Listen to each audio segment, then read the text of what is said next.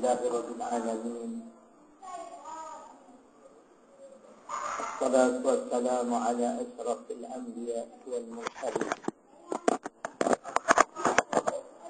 wa ala alihi wa sahbihi ajma'in. Rabbi shrah li sadri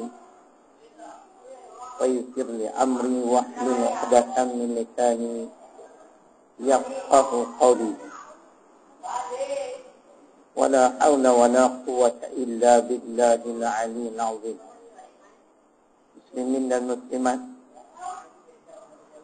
yang dirahmati Allah Subhanahu wa taala. Di dalam surah An-Nisa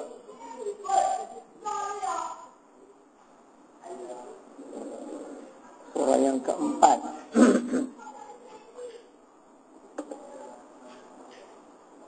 pada ayat 105.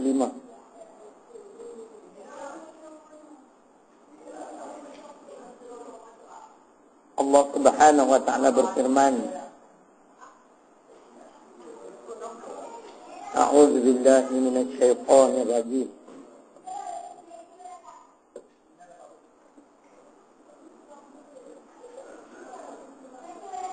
Inna anzalna ilaika kitaba bil haqq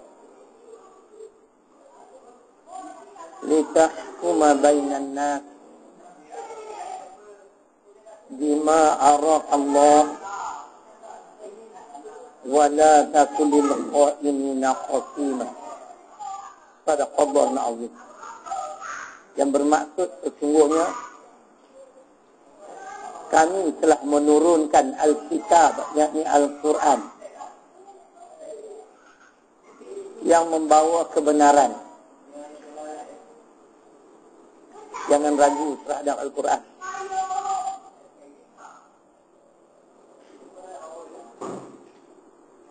Supaya kamu menghukum manusia dengan apa yang dinyatakan oleh Allah Subhanahu wa taala.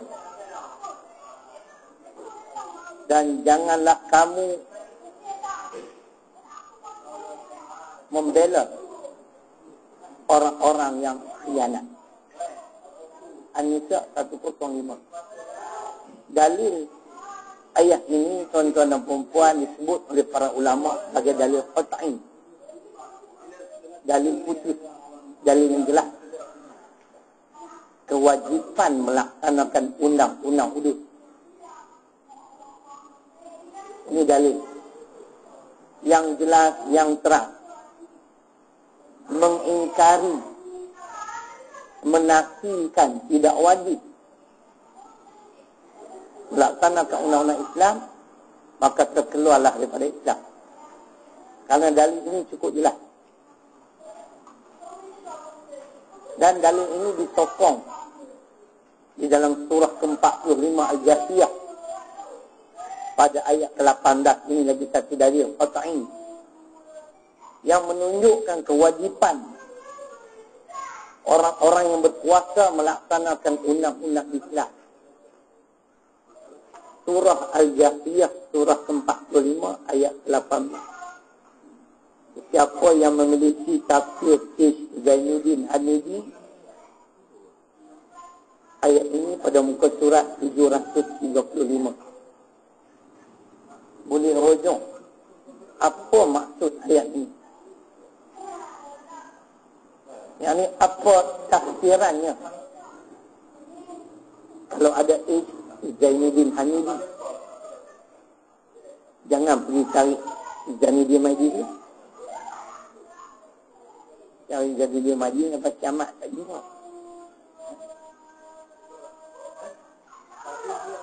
Firman Allah, "Tsumma ja'alnaka 'ala syari'atin minal amr fattabi'ha wa la tattabi' ahwa allazina la ya'lamun."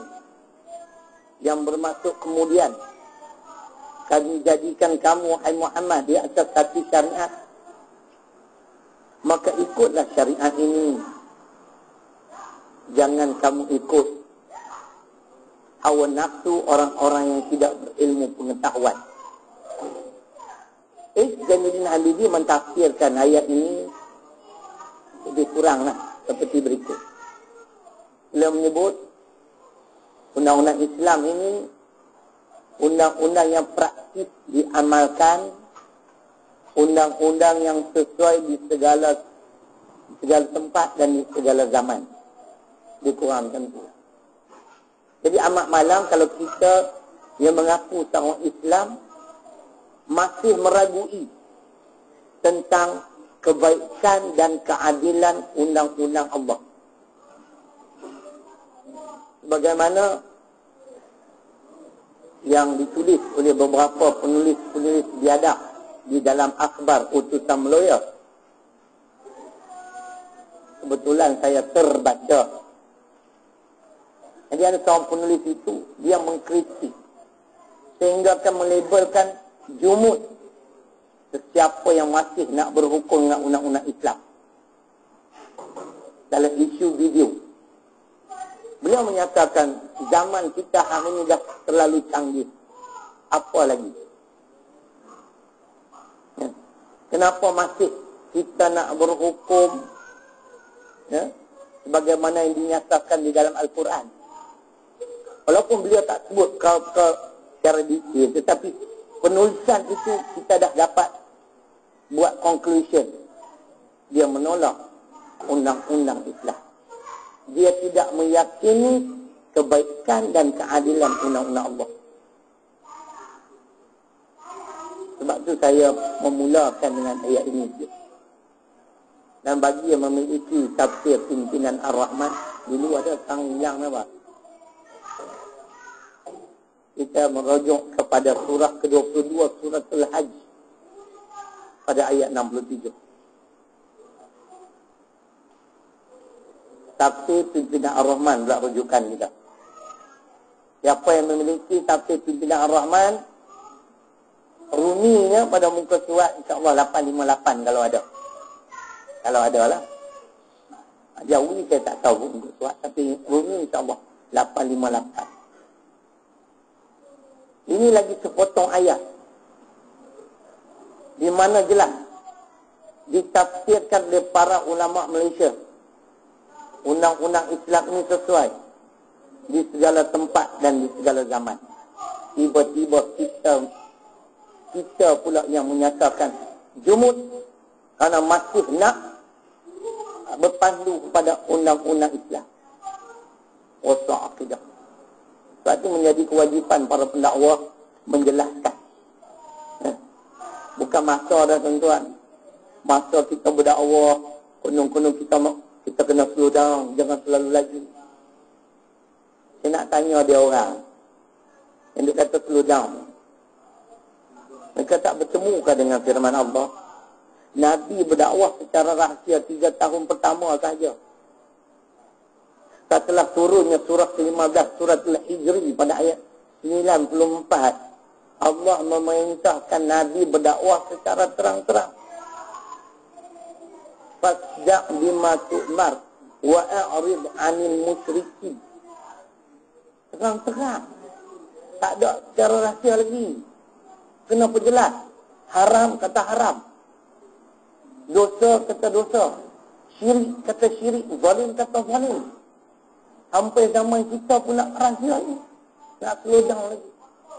Nanti masyarakat tak terima. Siapa kata?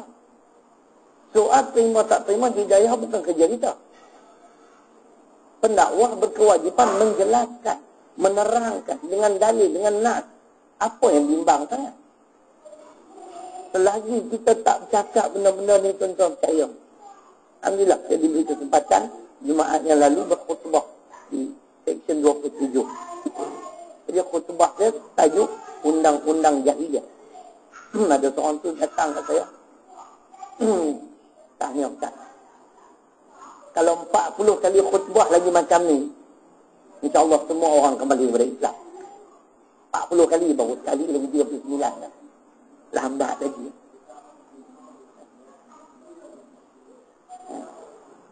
Tapi yang syok tu dekat seksyen 27 tu ada seorang tua. Saya pakai jubah. Habis mak dia jemaah, dia datang jumpa saya, dia tanya 3 soalan. Pertama, ustaz ni berkhutbah ada tauliah kan? Saya jawab ada. Saya pun bohong dia. Orang macam ni bohong dapat pahala. Jangan lurus sangat. Kan? Kemudian jawapan saya yang kedua, tak ada tauliah pun dia khutbah. Apa salahnya? Saya kata, tak boleh. Saya kata boleh, tak ada masalah. Soalan yang ketiganya, dia tanya saya, adakah Nabi berkhutbah seperti ustaz? Saya tanya dia, apa yang tak kenal? Ustaz tu orang lantang sangat. Saya kata ada. Tuan Haji tengok Muqaddimah Mustika Hadis Keluaran Jabatan Perdana Menteri, hadis yang pertama.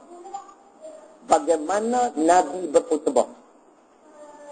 Matanya merah, suaranya lantang. Di mana saya tak kenal? Dia pun kata, tak ada lah, dia kata. Dia pun belak. Dia nak tengkang dengan saya, kita ni hafal semua muka surat. Betul lah challenge kita. Kita ingat dalam kitab mana, bab apa. Bukanlah kita nak mendabik dada kan. Tapi saya ni well prepared. Kalau orang nak aju dengan kita ni, kita ada, kita punya argument, kita ada persediaan untuk menjawab semula. Marah. Dia tidak marah kepada isi khutbah saya. Dia marah kerana suara saya yang lantang. InsyaAllah bulan 8 ni saya akan bertemu dengan beliau sekali lagi. Bulan Ramadan, khutbah jemaah. Minggu ke berapa. Saya nak jumpa dia. Saya nak tanya dia. Satu soalan. Tuan Haji marah kerana suara saya lantang berkhutbah. Tuan Haji komplain. Okey. Sekarang kita nak tanya dia pula. Kenapa tak pernah komplain? Pernahkah Nabi berkhutbah dengan tajuk makanlah buah-buahan tempatan? Kenapa tak marah itu? Kan? Yang kita ni makanlah buah-buahan tempatan, penyakit TB, hari pahlawan. Apa benda ni? Jadi di section 27 jemaah lalu alhamdulillah. Tajuk saya ni kan. Tapi tak sempat kita nak urai sebab 20 minit saja khutbah. Tapi kita bagi yang kau-kau lah. Kan? Sebab tu sahabat dia kata, kalau 40 kali lagi khutbah macam ni, insyaAllah, orang kembali kepada Islam. Bagi saya tuan, prinsip saya, kita kena perjelas. Kita punya hujah tadi, Surah Al-Hijri ayat 94. Nabi hanya berdakwah secara rahsia 3 tahun pertama sahaja. Setelah turunnya ayat 94 surah 15, Nabi berdakwah secara terang-terangan. Bukan secara tulis, secara rahsia, tidak. Jadi kita kembali pada surah Al-Hajj ayat 67. Jadi pada malam ini kuliah maghrib saya ialah undang-undang jahiliah. Bagi yang baru sampai, hujah saya yang pertama ialah An-Nisa 105 diikuti dengan Al-Jathiyah ayat 18. Dan ini dalil yang ketiga untuk membuktikan bahawasanya undang-undang Islam ini relevan di sepanjang masa. Ayat ke-67 suratul Hajj, surah ke-22. Siapa yang memiliki tafsir Ibn Ar-Rahman, rujuklah. Siap dengan tafsirannya sekali. Likulli ummatin ja'alna man takanhum nasiku wala yunazi'unnaka fil amr wad'u ila rabbik. Maksud innaka la'ala huda mustaqim. Saya nak cek tuan-tuan ni apa? Dia kadang-kadang Quran ni banyak sangat. Ada yang innaka, ada yang innaka saja. Kita maklumlah tak ingat semua. Jadi ini ayatnya. Jelas ya, kepada kita ayat ini ditafsirkan oleh para ulama negara kita. Undang-undang Islam sesuai di segala tempat, segala zaman. Tiba-tiba kita yang mengaku seorang Islam tidak mau berhukum dengan undang-undang Allah. Berani pula menyatakan jumud lah tu. Bagi saya terbatallah Islam dan imannya. Hujah saya lagi akan datang. Jadi sebagai penambahan, Allah mencabar umat manusia dengan firman-Nya di dalam surah Al-Ma'idah, surah kelima pada ayat 50.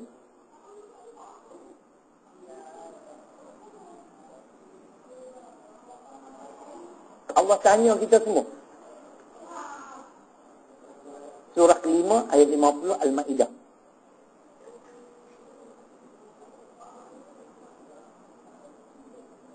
Dah jumpa Tuan-tuan balik nanti tinggal ke kedai, beli Manila Card. Tuan-tuan tulis surah nombor 1 Al-Fatihah, nombor 2 Al-Baqarah, sampai ke 77 Al-Mursalat. Tampal kat dinding yang berhadapan dengan katil tidur kita. Kalau setiap malam tuan-tuan tengok lama-lama, insya-Allah. Saya sebut dari Al-Jaziyah, tuan-tuan dah tahu dah kat mana. Kan? InsyaAllah. Mudahnya. Tapi sampai jangan buang. Hari-hari tengok. Saya bagi 3 bulan. InsyaAllah boleh ingat. Kan? Jadi bila ustaz baca tu, Al-Jaziyah dia tahu dah kat mana. Kan? Kadang-kadang ustaz dah baca 2 kali, cari tak jumpa lagi. Bukan orang sini lah, orang tempat lain. Di sini 2 kali 5. Surah kelima Al-Ma'idah ayat 50. Afa hukmal jahiliyah yabghun wa man ahsanu minallahi hukma liqaumin yuqinun. Apakah undang-undang jahiliyah yang kamu kendaki? Undang-undang siapa yang lebih baik daripada undang-undang aku? Tengok, Tuhan tanya. Tuhan tanya kita. Undang-undang siapa yang lebih baik daripada undang-undang Allah? Adakah kita berani menyatakan undang-undang ciptaan manusia lebih baik, lebih adil? Saya menyatakan tidak. Ini satu cabaran. Allah Subhanahu Wa Taala mencabar umat manusia, sama ada nak berhukum dengan undang-undangnya atau nak berhukum dengan undang-undang ciptaan manusia. Apakah undang-undang jahiliyah? Undang-undang jahiliyah ni maksudnya selain daripada undang-undang yang diturunkan oleh Allah pada Nabi itu dinamakan jahiliyah. Lain Allah kata, lain yang Nabi ajar, lain yang kita amal, itu jahiliyah. Dalam hadis riwayat Imam Tabrani, manusia yang paling dibenci oleh Allah Subhanahu Wa Taala ialah abghadun nas ila Allah Azza wa Jalla man yabtaghi fil Islam sunnatal jahiliyah. Itu dalilnya. Hadis ini dalam kitab tafsir Ibnu Katsir. Dalam tafsir Ibnu Katsir, tuan-tuan akan bertemu hadis ini dikaitkan dengan ayat 50 Al-Ma'idah tadi. Jadi Ibnu Katsir ini kehebatannya hujah Quran, hujah hadis. Hujah Quran, hujah hadis. Ini yang hebat ni. Dia ni dua-dua bidang ni. Tafsir pun hebat, muhadis pun muhadis. Macam Imam Nawawi, dia hanya ulama hadis saja. Dia kurang di segi tafsiran Quran. Bukan nak sama. Dan kita tidak mengkritik dengan menyatakan Imam Nawawi itu tidak alim, dia alim. Tapi Ibnu Katsir di antara yang terbaik. Sebab setiap hujah dia, kalau tuan-tuan tengok, ada ayat Quran, ada hadis. Ada ayat Quran, ada hadis. Kadang-kadang ada ayat Quran lain yang mentafsirkan ayat Quran yang dia tafsir. Masya Allah. Ini kalau kita boleh kuasai, Masya Allah. Nah, jadi memang susah lah. Nak kuasai macam mana? Kita dengan makanan kita, minuman kita hari ini, macam-macam benda masuk, tuan-tuan. Mana nak boleh ingat? Abghadun nas ila Allah Azza wa Jalla man yabtaghi fil Islam sunnatal jahiliyah. Yang bermaksud manusia yang paling dibenci oleh Allah Subhanahu Wa Taala. Siapa? Yakni sesiapa yang menghendaki undang-undang jahiliyah dilaksanakan ke atas umat Islam. Itu maksud yang mudah dipahami. Kalau ada orang Islam yang mau undang-undang bukan Islam, dilaksanakan ke atas umat Islam itu sendiri, mereka inilah manusia yang paling dibenci oleh Allah Subhanahu Wa Taala. Jadi kita nak tanya, apakah selamat sekiranya kita ni merupakan hamba-hamba Allah yang dibenci? Tak selamat kehidupan kita. Sebab tu dalam hadis riwayat Abu Daud, hadis sahih menjelaskan, wa ma lam tahkum a'immatuhum bi kitabillah wa yatakhayyaru mimma anzalallah illa ja'alallahu ba'sahum bainahum.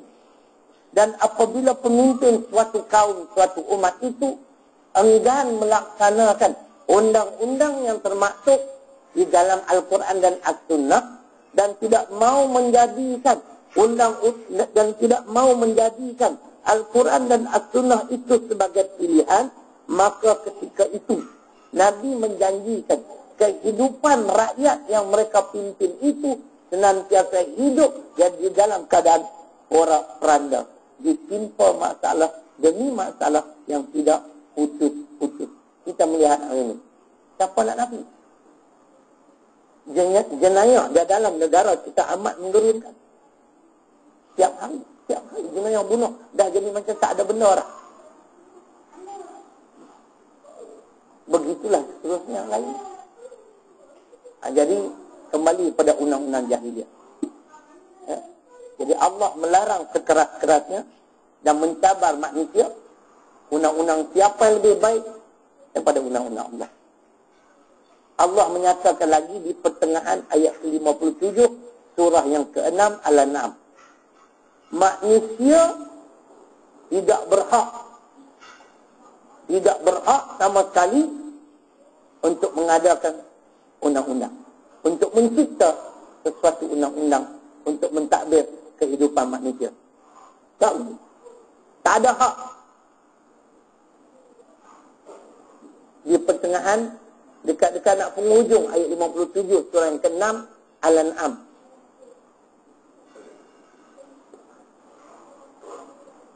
Inil hukmu illa lillah. Itu ayat dia. Hak menetapkan hukum itu ialah hak Allah. Tuan-tuan, cuba kita fikir tengok kita. Yang kita menumpang ni bumi siapa? Kalau semua orang Melayu yang beragama Islam mengaku ini bumi Allah, kenapa kita tak mau berhukum nak undang-undang peraturan Allah? Kalau betul-betul beriman. Dah kita mengaku kita ni dicipta oleh Allah, bumi ini dicipta oleh Allah, kita menumpang di bumi Allah. Kenapa kita masih meragui kebaikan dan keadilan undang-undang Allah? Kenapa kita masih menolak undang-undang Islam? Iman tak macam ni? Allah menyebut begitu jelas. Allah berfirman, inil hukmu illa lillah.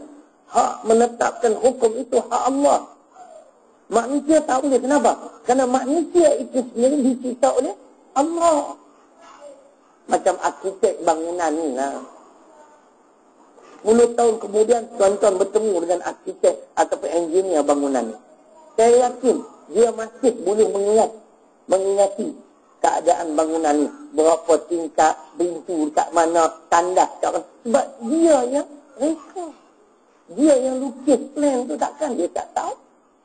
Macam rumah kita sendiri lah. Rumah kita. Kan? Kita tahu tandas kat mana, dapur dekat mana. Kan? Ini bumi Allah. Allah cipta umat manusia, hantar ke alam dunia ni dengan segala kelengkapan keperluan manusia itu sendiri. Dan Allah datangkan undang-undang dan peraturan hidup. Kenapa kita masih begitu? Ini persoalan. Sebab itu Imam Al-Ghazali rahimahullah menyebut, An-nasu duyufur rahman fil ardi. Manusia ini adalah tetamu Allah di muka bumi. Faham ini dulu. Kemudian saya bawa dari Quran untuk menyokong kenyataan Imam Al-Ghazali. Faham ini dulu. An-nasu duyufur rahman fil ardi. Manusia ini adalah tetamu Allah di muka bumi. Kalau kita tanya setiap individu, setiap orang Islam yang di Malaysia ni, mereka beriman kepada Allah. Betul, Allah wujud. Ini bumi Allah, milik Allah. Kita juga dicipta oleh Allah. Kalau kita menyadari hakikat ini, kita perlu sedar, kita adalah tetamu Allah. Bila kata tetamu Allah, kena ikut undang-undang dan peraturan Allah. Sebagaimana seorang tetamu. Saya pergi rumah sahabat sebagai tetamu. Takkan seorang tetamu ni nak ajar tuan rumah pula pun. Sahabat ni tempatkan di sebuah bilik yang tak ada aircon, hanya ada kipas je. Dia kata tak boleh bagi bilik yang ada aircon dah. Ini kan tetamu ni, ini cerai namanya. Takkan seorang tetamu nak cakap macam tu. Kan? Kita tetamu. Sahabat bawa hidangan pula. Saya tengok satu pun tak selera nak makan. Takkan sebagai tetamu saya nak kata, boleh tak buat nasi goreng? Bubur telur ke apa? Ketam ke udang boleh? Tak ada tetamu buat kerja tu. Pandai pula kita sesama kita. Tapi kita begitu biadab dengan Allah Subhanahu Wa Taala. Kita pula nak mengajar Allah apa yang baik, apa yang buruk. Kita tak mau terima undang-undang peraturan Allah. Nak buat cara kita ni biadab namanya. Kenapa tuan-tuan? Kita tak boleh mencipta undang-undang sendiri. Karena Allah bagi jawapan di dalam surah Al-Kahfi. Surah ke-18 pada ayat 26. Inilah di antara sebab utama kenapa manusia tidak boleh mencipta undang-undang sendiri. Selain pada tadi, kita adalah tetamu Allah. Allah bagi tahu ketika mana Allah nak mengadakan undang-undang, Allah nak menggubal undang-undang, Allah tak pernah kontak sesiapa pun. Allah tak pernah berunding dengan sesiapa, tak pernah merujuk pada sesiapa pun. Kerana dia tahulah ini bumi dia. Adakah Allah nak buat undang-undang hudud, Allah panggil malaikat terlebih dahulu? Panggil Jibril, tengok sekejap. Agak-agak undang-undang ni okey. Ada dia tanya. Jibril pun dia cipta. Dan dia maha bijaksana, lagi maha mengetahui. Perkataan maha ni hanya layak kepada Allah sahaja. Manusia tidak boleh meletakkan perkataan maha, kata para ulama. Maha mengetahui, maha bijaksana, maha perkasa. Yang boleh satu Mahathir saja. Maha-maha ni tak layak untuk diletakkan kepada manusia, kata ulama. Kita tak boleh menyatakan simpulan tu maha bijaksana. Tidak, tak betul. Adakah manusia ni sebijak Allah Subhanahu Wa Taala? Adakah manusia mengetahui sebagaimana Allah mengetahui segala-galanya? Tidak. Ayat pada 26 itu di penghujung juga. Wala yusyriku fi hukmihi ahada. Maksudnya ayat 26 ada. Wala yusyriku fi hukmihi ahada. Dan Allah tidak mengambil sebarang sekutu. Allah tak konsult pun sesiapa. Allah tak tanya siapa-siapa dalam nak menentukan hukum hakam sebarang undang-undang dan peraturan hidup untuk manusia. Kan dia pencipta alam ni. Ini soal tauhid, tuan-tuan. Kalau tuan-tuan solat bagus sekalipun gaya hitam, solat tahajud kuat, solat sunat banyak, tapi soal akidah tak betul, habis kekal dalam neraka. Ini soal keyakinan, akidah. Akidah ni soal keyakinan. Kita mesti dan wajib meyakini undang-undang Allah sahaja yang terbaik, yang adil, yang dapat menyelesaikan masalah. Sebab tu kita tengok undang-undang kita manusia gagal. Terbukti gagal. Kes tak selesai. Macam contoh mudah. Pencuri. Tabik kesalahan. Undang-undang manusia penjara. 3 tahun penjara Pak Syed. Selama 3 tahun dalam penjara kena bagi makan lah. Cari 10 ringgit peruntukan. 3 tahun hampir 10,000. Dia keluar. Dia melakukan jenayah lagi. Kita yakin. Tapi kalau undang-undang Allah selesai masalah. Tabik kesalahan. Ada bukti dia mencuri. Barang yang bernilai. Kalau telur ayam tak payahlah. modal kita nak jatuhkan hukuman terhadap dia cukup murah. Kalau tadi 3 tahun penjara, 10,000 tuan-tuan bagi makan. Kalau undang-undang Islam, RM25 kan, 9 kapak. Tak tangan dia kat situ, banyak cukup situ. Tak payah penjara. Dia balik. Tinggal tangan kiri. Dia fikir 2 kali pasal. Aku curi pula, tak korek hidung lah aku tadi. Nak bergilangan tu, tak dapat. Kenapa kita fikir? Kenapa kita fikir? Undang-undang manusia dah proven, terbukti, gagal. Oh, solat bagus. Beribadah bagus, akidah. Kita tak yakin undang-undang Allah dapat menyelesaikan masalah. Hukumnya sebentar lagi lah. Sebab tu dalam nak menentukan undang-undang dan peraturan hidup manusia, Allah tak pernah merujuk kepada sesiapa. Ini ayat dia, Al-Kahfi ayat 26. Undang-undang manusia senantiasa berubah-ubah. Sekejap begini, sekejap begitu, sekejap begini. Cuba tuan-tuan tengok Al-Ma'idah ayat 33. Kalau dalam tafsir Pimpinan Ar-Rahman, undang-undang hudud bagi kes apa? Kes merompak dan menyamun. Selesai masalah. Kalau undang-undang Allah, selesai. Tapi kerana undang-undang ciptaan manusia, rompakan, samunan menjadi-jadi. Contoh tengok tafsir Pimpinan Ar-Rahman, dia tak tafsir, tapi huraiannya, terjemahannya jelas. Bagaimana nak menangani kes rompakan dan samun. Surah ke-5 ayat 33 Al-Ma'idah. Ayat itu tentang rompak dan samun. 38 ayat mencuri, potong tangan. Jadi kembali kepada kata-kata Imam Al-Ghazali tadi, An-nasu duyufur rahman fil ardi, manusia itu adalah tetamu Allah di muka bumi. Maka segala kita, mau tak mau, kita meyakini kita dicipta oleh Allah, kita kena wajib tunduk dan ikut segala undang-undang dan peraturan yang telah ditetapkan oleh Allah. Menolak undang-undang dan peraturan yang ditetapkan oleh Allah dan Rasul, hukumnya di dalam surah ke-33 ayat 36 Al-Ahzab. Sesiapa memiliki tafsir Pimpinan Ar-Rahman pada muka surat 1110. Jelas tiap telingan tafsirnya, bukan sekadar terjemahan, tafsirannya sekali. Hari itu ada tafsir Pimpinan Ar-Rahman, tak ada di mana, tak ada tak? Kalau tuan-tuan boleh bawa ke saya nak baca. Tak ada. Oh, ada pun cantik. Masih. Tolong dulu. Saya nak bagi tuan-tuan lagi confident lah apa yang saya cakap ni. Terima kasih. 1110. Surah ke-33 ayat 36 Al-Ahzab. Saya baca ayat dulu, saya terjemah, tafsiran kita sama-sama dengar. Sebab itu saya kata tadi, kata-kata Imam Al-Ghazali itu relevan dengan ayat yang saya nak baca. Wa ma kana lil mu'minin wa la mu'minatin idza qadallahu wa rasuluhu amra ay yakuna lahumul khiyaratu min amrihim wa man ya'tillaha wa rasulahu faqad dhalla dhalalan mubina.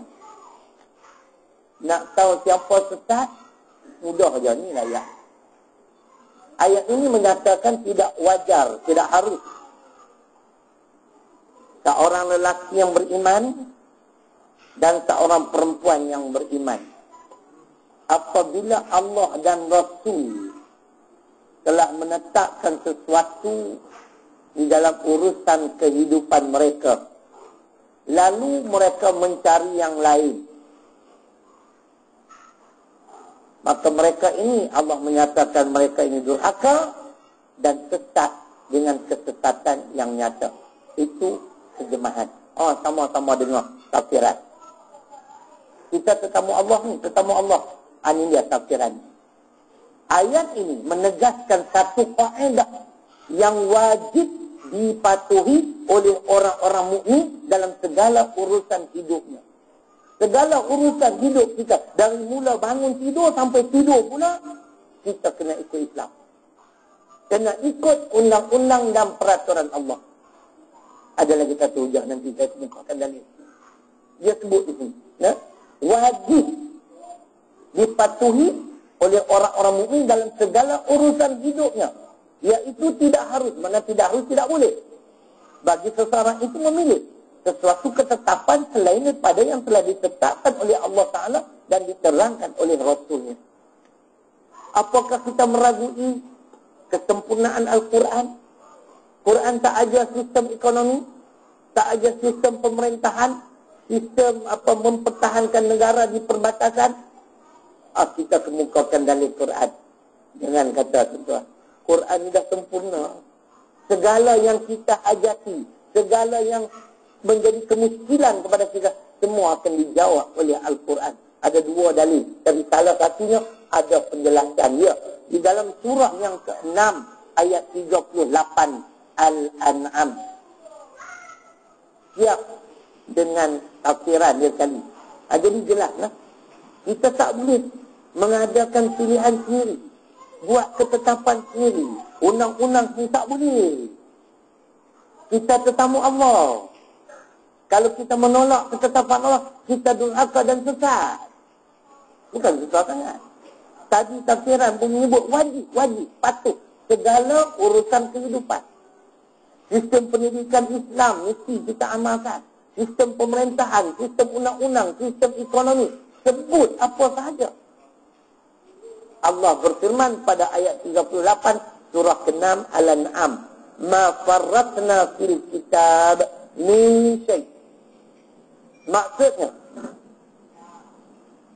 tiada kami tinggalkan sesuatu pun di dalam kitab Al-Quran ini.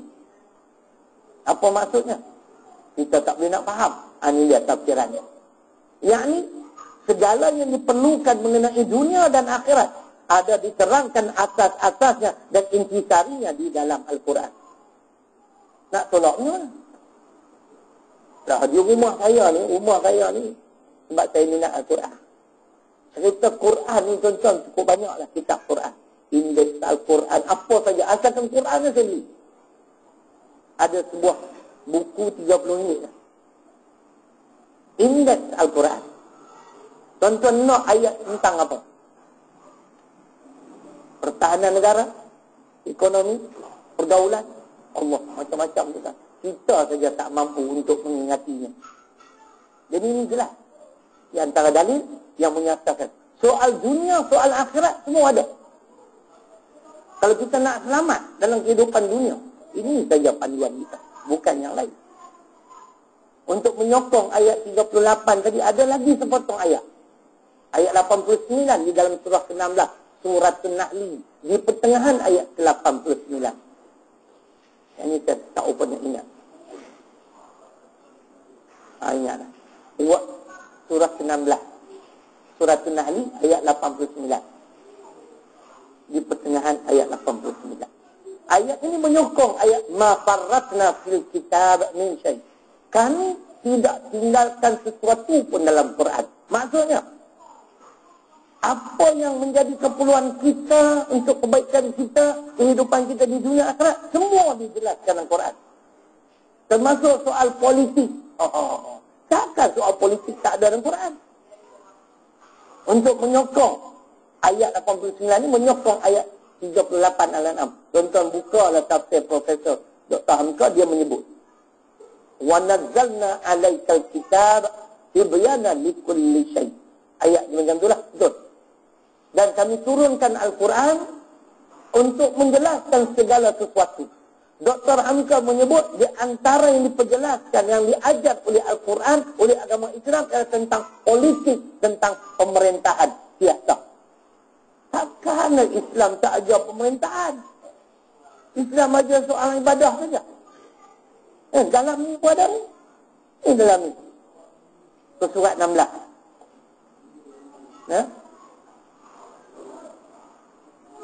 Khalifah ialah orang yang dipertanggungjawabkan oleh Allah untuk mengatur kehidupan manusia di bumi dengan berdasarkan wahyu dan syariat Allah. Inilah siasa, politik, pemerintahan. Khalifah ialah inni ja'ilun fil ardi khalifah tu. Ayat 30 Al-Baqarah. Maksud khalifah ialah orang yang dipertanggungjawab untuk mentadbir kehidupan manusia di bumi berdasarkan wahyu dan syariat Allah. Tak boleh syariat manusia.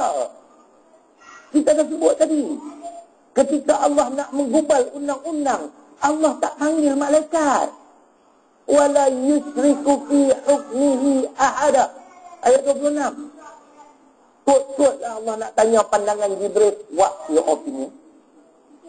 Kut lah kan. Tuhan kan maha mengetahui, maha bijaksana. Pelik kita tuan-tuan. Solatnya baik, ibadahnya baik, tapi akidahnya tak berapa baik. Dia tak yakin dengan keadilan dan kebaikan undang-undang Allah. Jadi apa hukum? Ini baru nak masuk hukum. Apakah hukum kepada mereka-mereka yang nak berhukum selain daripada undang-undang Allah? Dia nak terima pakai undang-undang ciptaan manusia. Yang ni kita rojok tafsir Profesor Mahmud Yunus. Siapa yang ada rojok? Tafsir Profesor Mahmud Yunus pada muka surat 266. Surah ke-9 At-Taubah ayat 31. Tuan-tuan dengarlah ayat. Siapa yang memiliki tafsir Profesor Mahmud Yunus, bila muka surat 266. Sebelum saya baca ni, saya nak baca hadis dulu. Sebab ayat Quran ini, ayat ke-31 ini dikaitkan dengan hadis. Kisah Ali bin Hatim. Ada yang memiliki tafsir Profesor Mahmud Yunus. Muka surat 266. Yang ni pimpinan Ar-Rahman. Yang sahabat pegang tu Arab Saudi tu, orang tu. Profesor Mahmud Yunus. Apa sebut? An Adi bin Hatim annahu sami'anna An Adi bin Hatim annahu sami'an Nabi sallallahu alaihi wasallam yaqra'u hadhihi al-ayah ittakhadhu ahbarahum wa ruhbanahum arbaban min dunillah faqultu lahu inna lasna na'buduhu qala alaysa yuharrimuna ma ahallallah fatuharrimunahu wa yuhilluna ma harramallah fatuhillunahu faqultu bala qala fatilka ibadatuhum. Sahabat pegang tu Mahmud Yunus kan? Mahmud Yunus. Muka surat 266. Dia ada tafsiran kat situ. Tak lagi saya sebut, sahabat buat macam tu kalau betul. Tak betul buat macam tu. Muka surat 266. Ada surah ke-9 kat situ At-Taubah ayat 31. Tafsiran dia. Ayat huraiannya tentang ayat 31 At-Taubah. Baik. Saya bagi makna dulu hadis ini. Daripada Adi bin Hatim, beliau berkata, aku mendengar. Adi bin Hatim ni orang Kristian. Dia masuk untuk bertemu dengan Nabi kerana nak memeluk agama Islam. Dan ketika itu, beliau masih Kristian dan memakai salib. Ketika beliau masuk untuk bertemu dengan Nabi, beliau menyatakan, aku mendengar Muhammad sallallahu alaihi wasallam membaca sepotong ayat. Ayat yang dibaca itu ayat ke-31 surah ke-9 At-Taubah. Saya ulang sekali lagi ayat itu. Ittakhadhu ahbarahum wa ruhbanahum arbaban min dunillah. Mereka menjadikan pendeta-pendeta mereka dan ahli-ahli agama, rahib-rahib mereka sebagai Tuhan selain pada Allah. Termasuk padri. Faqultu lahu, aku berkata pada Muhammad, inna lasna na'buduhum. Kami orang Kristian tidak pernah sekali pun menyembah padri. Bagaimana Tuhan kata kami menyembah padri? Dia tak setujulah. Tak apa Nabi tanya dia. Qala, sabda Nabi, alaysa yuharrimuna ma ahallallah fatuharrimunahu. Wa yuhilluna ma harramallah fatuhillunahu. Nabi tanya dua soalan. Tidakkah ketika mana padri-padri kamu mengharamkan apa yang dihalalkan oleh Allah, kamu turut mengharamkannya? Dan ketika mana mereka menghalalkan apa yang diharamkan oleh Allah, kamu juga turut menghalalkannya. Faqultu bala, dan aku berkata kepada Muhammad, yang ini memang betul. Kami orang Kristian sama macam orang Melayu di Malaysia. Apa kata ulama, kami ikut je. Haram-haram. Dosa. Boleh. Qala sabda Nabi sallallahu alaihi wasallam, fatilka ibadatuhum. Itulah maksud wahai Adi, kamu mengangkat padri sebagai Tuhan. Hukumnya syirik. Dalam kitab tafsir tu dia ada sebut. Nah, dalam kitab tafsir sahabat tu dia sebut, kalau Profesor Mahmud Yunus, beliau menyebut, adapun maksud mengangkat ulama sebagai Tuhan ialah apabila ulama menentukan sesuatu hukum, ini halal, ini haram, walaupun menyalahi kitab Allah, kita turut mengamalkannya. Ketika itu berlakulah syirik dan Tuhan. Syirik ni tak perlu ke kuih, tak perlu tukar agama. Meyakini boleh saja, makna terkeluar daripada Islam. Untuk syirik ini saya kemukakan dari Quran, surah ke-42 pada ayat 21, Asy-Syura. Kalau macam ni penjelasan tuan tak faham lagi, saya tak tahu bahasa apa nak kata dengan orang Melayu ni, melainkan nang boti nang kui boti kui. Tak ada bahasa nak ungkap, tak ada bahasa habis. Saya baca hadis, saya baca Quran, saya sebut surah ayat sekian, takkan tak jelas lagi bahaya syirik. Ayat 21 surah ke-42 Asy-Syura. Sebab itu kita tak boleh berhukum, tak boleh menerima pakai undang-undang jahiliah, kerana dia membatalkan Islam dan iman. Inilah kisah Adi bin Hatim. Macam di Malaysia contoh, mungkin contoh masih tertanya-tanya, adakah undang-undang jahiliah? Siapa kata tak ada?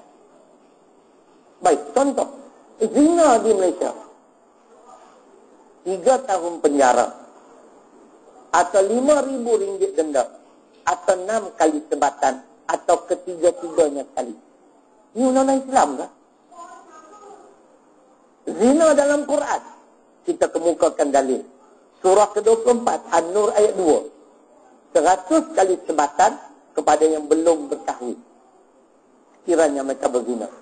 Hadis riwayat Imam Muslim, rejam hingga mati kepada yang sudah berkahwin. Undang-undang Malaysia 356 macam nombor ekor. Ini undang-undang jahiliah. Menerima pakai undang-undang ini, Profesor Mahmud Yunus dah sebut pada muka surat 266. Kita mengangkat ulama sebagai Tuhan. Syirik. Syirik bukan sembah berhala. Maksud syirik mempersekutukan Allah. Kita meyakini ada makhluk yang setanding seperti Allah. Syirik. Ayat 21. Am lahum syuraka syara'u lahum minad din ma lam ya'zan bihillah. Tuan-tuan tengok firman ini. Apakah kamu ada sekutu-sekutu yang Tuhan selain pada aku yang menentukan mana-mana bahagian undang-undang untuk kehidupan kamu yang tidak diizinkan aku? Yang Allah izin tuan-tuan, undang-undang JPJ itu boleh. Itu tak salah. Itu kamu fikir sendirilah, traffic light nak berubah berapa color kan? 3 color ke 4 color tu pula. Double line nak taman 3 tu tak apa. Tapi undang-undang untuk mengatur kehidupan manusia sebagaimana muka surat 16 tadi, wajib berpandukan kepada wahyu dan syariat Allah. Ini syirik. Selain pada itu yang tidak menyalahi syariat tak apa. Itu yang disebut di dalam surah Asy-Syura, surah ke-42, pada ayat 21. Akhir sekali. Cukuplah sikit. Kan? Akhir sekali pun sejam lagi tuan-tuan. Tak kena kupas bagi faham elok-elok. Sesiapa yang memiliki tafsir Arab Saudi, muka surat 168. Cuba rojoknya. Muka surat 168. Pastikan pada muka surat tersebut ada surah Al-Ma'idah. Ayat 44, 45, 47. Ada? Ada? Sahabat sudah confirm ada. Dia orang dia pegang, dia orang dikonfirmkan untuk saya. Ini hukum. Hukum pemerintah yang degil, yang tidak mau melaksanakan undang-undang Islam. Ini tafsir Arab Saudi, surah kelima Al-Ma'idah ada 3 ayat, 44, 45 dan 47. Saya akan bacakan ketiga-tiga ayat. Dan segi hukum. Kemudian akhir sekali kita akan menyentuh pula apa pula ayat-ayat untuk rakyat. Takkan pemerintah semata-mata yang dipertanggungjawab. Rakyat pun ada. Bukan pandangan saya, ini pandangan Dr. Yusuf Qaradawi. Bukan calon-calon ulama, tuan-tuan. Firman Allah, "Wa man lam yahkum bima anzalallah fa'ulaika humul kafirun fa'ulaika humul zalimun fa'ulaika humul fasiqun." Ayat 44 kafirun, ayat 45 zalimun, ayat 47 fasiqun. Yang bermaksud, dan barang siapa yang tidak berhukum sebagaimana yang diturunkan oleh Allah, yang pertama, mereka ini digolongkan dalam golongan kafir. Golongan kedua, zalim. Yang ketiga, fasik. Tak boleh faham. Kena hurai. Huraiannya dekat sahabat tu. Pemerintah yang menjadi kafir ni macam mana? Dalam tafsir Arab Saudi menyebut yang membenci dan ingkar terhadap hukum Allah. Ada tafsiran dekat bawah. Benci dan ingkar terhadap hukum Allah. Tafsirannya kat bawah. Cari tak jumpa tak? Ada tak? Ada. Mana-mana pemerintah dia membenci undang-undang Islam, dia ingkar terhadap hukum Allah, tapi hukumnya bukan saya menghukum, tapi Arab Saudi muka surat 168 Al-Ma'idah ayat 44. Apa takut sangat nak kata? Saya dah kata dah dalam khutbah Jumaat, section 27 baru. Saya bukan mengkafirkan pemimpin, tak. Sesiapa, barang siapa yang ada ciri-ciri itu jadilah. Kalau dia benci, dia tak suka, dia ingkar, yang apa undang-undang Islam, ini jumud, tak boleh. Habislah. Kan? Saya tak mengkafirkan siapa-siapa. Jangan marah saya, marah ulama Arab Saudi itu. Sebab dia orang yang kafirnya tu. Yang kedua, zalim. Pemimpin yang menjadi zalim bagaimana? Disebut di sana, yang ikut hawa nafsu dan merugikan orang lain. Betul? Dia tidak menafikan kewajipan melaksanakan undang-undang Islam. Tapi kerana ikut hawa nafsu, dia tahu undang-undang Islamnya adil. Undang-undang Islamnya adil untuk semua. Sabit kesalahan pemimpin pun kena jatuh hukum, akan dihukum. Tapi kerana ikut hawa nafsu, dan akhirnya merugikan orang lain. Dia zalim. Fasik tidak diperjelaskan di situ. Dia hanya sebut fasik saja. Kan? Sahabat, betul kan? Dia sebut, tapi saya tambah. Nak kata ulama ni pun dia kena bagilah jelas sikit. Fasiknya apa benda? Fasik maknanya ialah melanggar batas-batas ketentuan agama. Sama ada dengan perkataan maupun dengan perbuatan. Ini fasik. Orang fasik juga masuk neraka. Wa ammal ladzina fasaqu fama'wahumun nar.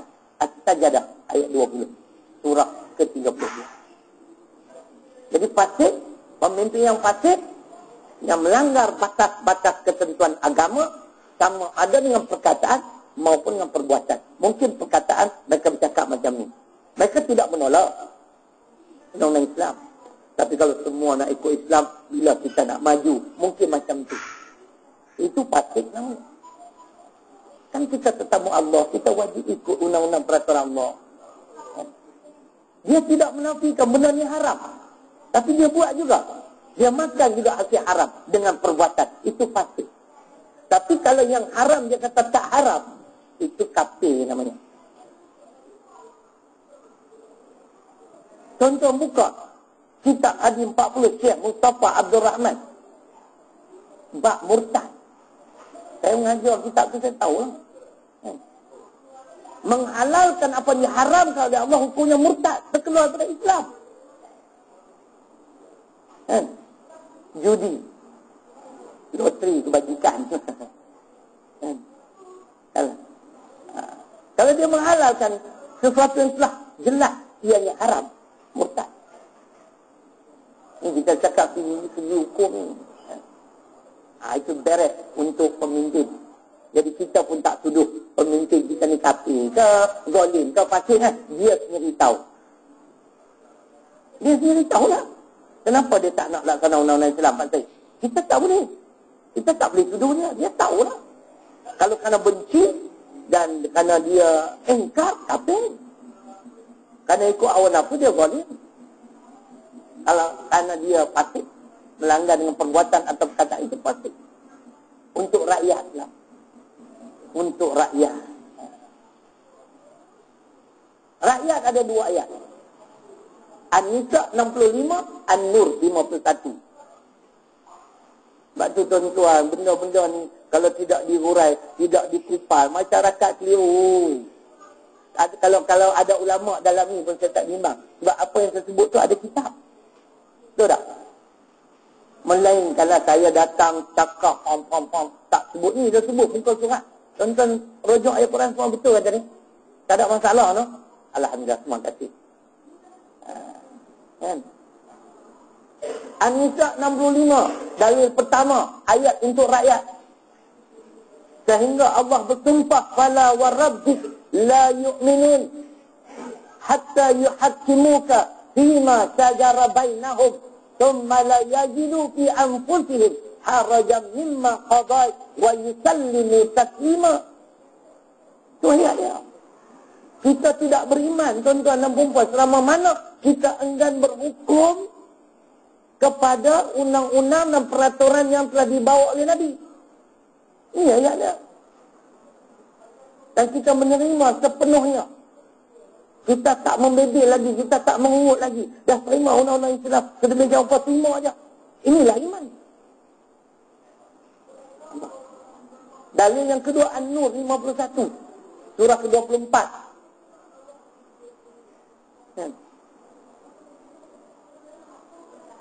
Innama bagi peluang kecil. Malam ni tuan-tuan beli Manila Card tempat. An-Nur ni surah selepas Al-Mu'minun, sebelum Al-Furqan. Tuan-tuan tampal insya-Allah. Baru ni ada seorang sahabat tu uji dia. Betul kalau ustaz ni boleh ingat, dia buka Quran. Dia beritahu surah ke-44, apa nama surah? Dia jawab betul. Lepas tu dia bagi nama surah pula, surah ke berapa pun betul. Dia pun tutup, Allahu'alam balik. Dia kata dia, apa hanya aku kelentong orang tak? Mungkin berlaku juga kesilapan. Tapi chances nak berlaku kesilapan tu 0.00001% lah. Macam chances dia kan 0.0 kecil sangat. Kadang-kadang slip of the tongue, no fault of the mind. Kan? Kita satu nak sebut ni, kita sebut tu.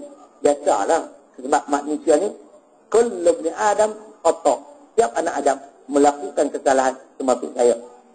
Jadi dalil yang kedua untuk rakyat, surah ke-24 An-Nur ayat 51. Innama kana qaulal mu'minin idza du'u ila Allah wa rasulih liyahkuma bainahum ay yaqulu sami'na wa ata'na wa ulaika humul muflihun.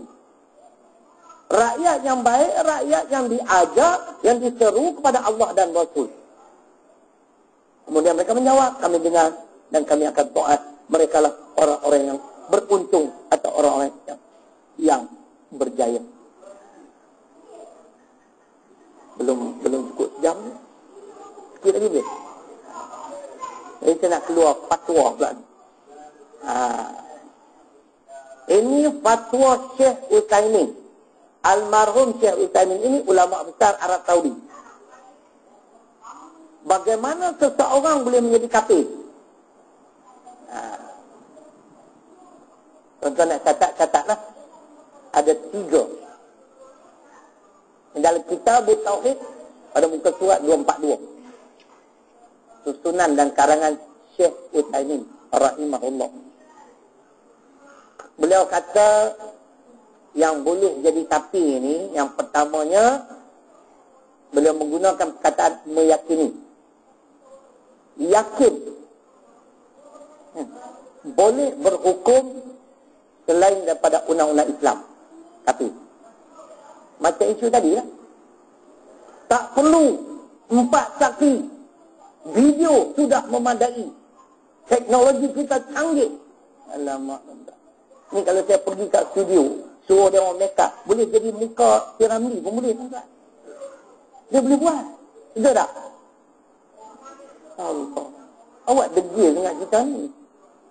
Ibadah jaga, akidah tak jaga. Tak yakin dengan undang-undang Islam, rosak akidah. Saya yakin undang-undang Allah yang paling adil, undang Allah yang terbaik. Yang kedua jadi kafir, yakin juga undang-undang manusia sama baik dengan undang-undang Allah. Tapi ini yang saya belajar kat Yaman dulu, tuan-tuan. Syekh Utsaimin ni ulama Wahbi lah ni. Ulama Wahbi. Saya tak kisah Wahbi ke apa ke. Kalau hujah dia betul, kita terima. Kalau ulama betul warak pun, tapi dia sokong Tauhid, tak terima. Tengok dari hitam, tapi ajak sokong Fir'aun. Orang. Neraka cerah. Sorry, saya tak terima. Wahbi pun tak apa. Saya tak pernah menyatakan Wahbi itu sesat. Cuma pandangan kita berbeza. Tapi ada juga huraian mereka, kupasan mereka ini jelas. Yang kita boleh jadikan panduan. Ini di antara dia. Yang ketiga, yakin. Tadi sama baik. Yakin undang-undang bukan Islam lebih baik pada undang Islam. Tapi sama baik pun kafir, lebih baik pun kafir, boleh berhukum dengan undang-undang selain undang-undang Allah pun kafir. Mungkin tuan-tuan nak cari kitab-kitab boleh bertemu. Susah. Kitab Tauhid. Kita cari kitab yang tuan-tuan boleh berjumpa. Tafsir Dr. Hamka rahimahullah. Pilih. Surah yang ke-6. So, jangan tanya lah. SMS kat saya bayar RM1. Kena bagi tu sekali je. Surah yang ke-6 Al-An'am. Dr. Hamka mentafsirkan ayat 159 di dalam surah Al-An'am.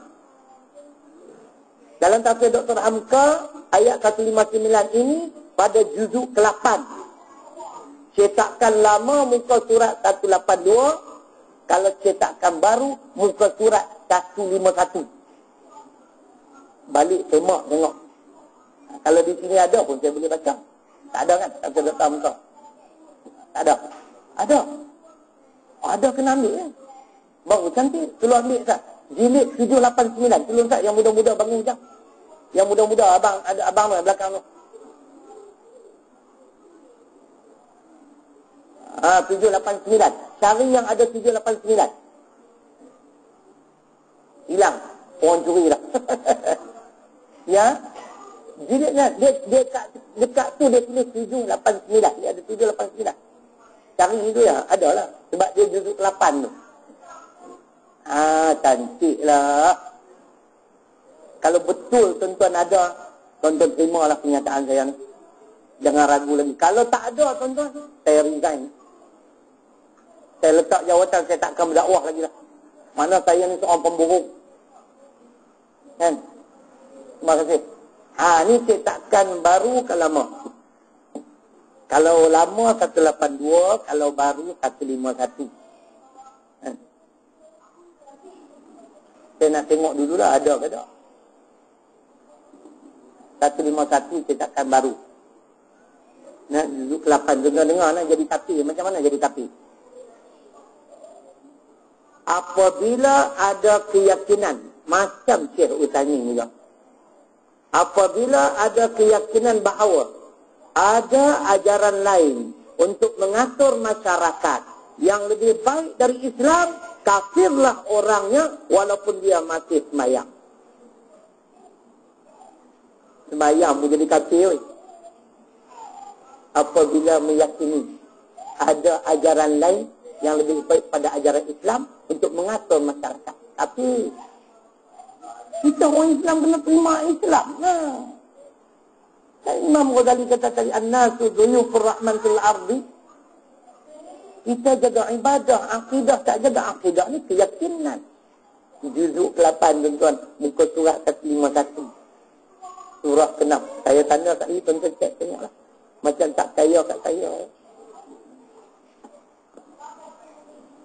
Jadi kesimpulan yang saya mengajak diri saya, tuan-tuan dan perempuan, marilah kita meyakini. Jangan meragui Al-Quran. Untuk mengakhiri hujah saya, Allah sendiri menyebut di dalam surah Al-Baqarah pada ayat 147. Di penghujung ayat 147 Al-Baqarah,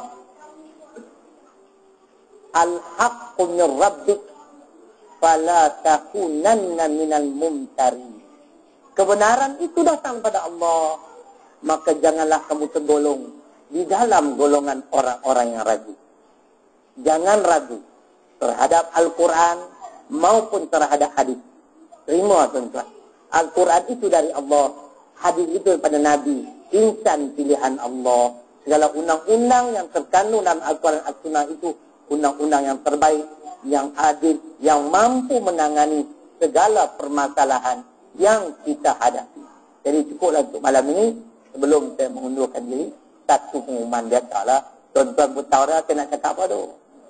Tahu dah kan. Tuan-tuan boleh baca hati saya. No? Jadi projek fasa ketiga dah hampir 65% siap. Yang tak siapnya tu ongkosnya Pak. Ongkosnya bokau. Belum cukup kita kata. Bokau ni tak cukup duit. Kami masih memerlukan lingkungan 80,000 lagi. Daripada jumlah 400,000 tuan-tuan, alhamdulillah dengan sokongan tuan-tuan dan perempuan yang juga menderma dekat Mawadah tu, ada tabung tapis kami tu yang disedia oleh saudara Taib di Mawadah tu. Kita terima kasih lah pihak pada Mawadah tuan-tuan, dan kami masih memerlukan 80,000 lagi. Jadi kita buka untuk wakaf ni banyak tuan-tuan, 700,000. Bangunan kita ni boleh diwakafkan sehingga 700,000. Hingga hari ini saya baru lingkungan 100,000 sahaja yang wakaf. Mana masih berbaki 600,000. Jadi wakaf kami ni lain pada orang lain. Kita tidak menghadkan. Bukan satu kaki persegi 50 ni tidak pulang.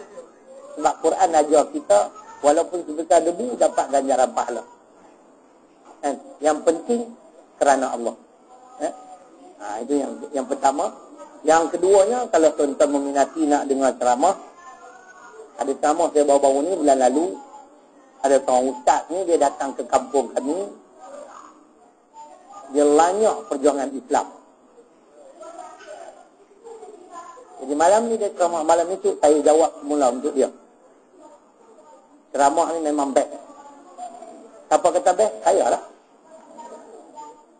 Satu Sungai Tani kata memang best lah malam ni. Ustaz jawab semula. Apa tomahan-tomahan dia terhadap Islam. Tuan-tuan boleh dengar dia juga ceramah. Kita selitkan ceramah dia untuk beberapa minit. Mungkin setengah jam kot. Kemudian jawapan saya kepada tomahan dia. DVD. DVD yang ini. Tuan-tuan boleh jumpa dengan sahabat saya di luar. Yang ni projek sekolah sebenarnya. Bukan peribadi. Segala keuntungan ni kami masukkan ke dalam akaun sekolah untuk membiayai lesi, air. Memang tak cukup tuan-tuan. Dan kos operasi sebulan 15,000. Iuran yang kami mampu kutip sekitar 5,000 je. Dah berlarutan, dah masuk tahun ketiga dah macam ni. Tapi dengan pertolongan Allah, Allah gerakkan hati-hati di antaranya tuan-tuan dan perempuan lah, yang banyak menyumbang insya-Allah. Jadi jangan jemu-jemu menyumbang. Saya pun jangan jemu-jemu minta lah insya-Allah. Jadi terima kasih. Kita bertemu lagi kalau tak salah saya. Kita punya appointment 31 Julai. Kuliah subuh.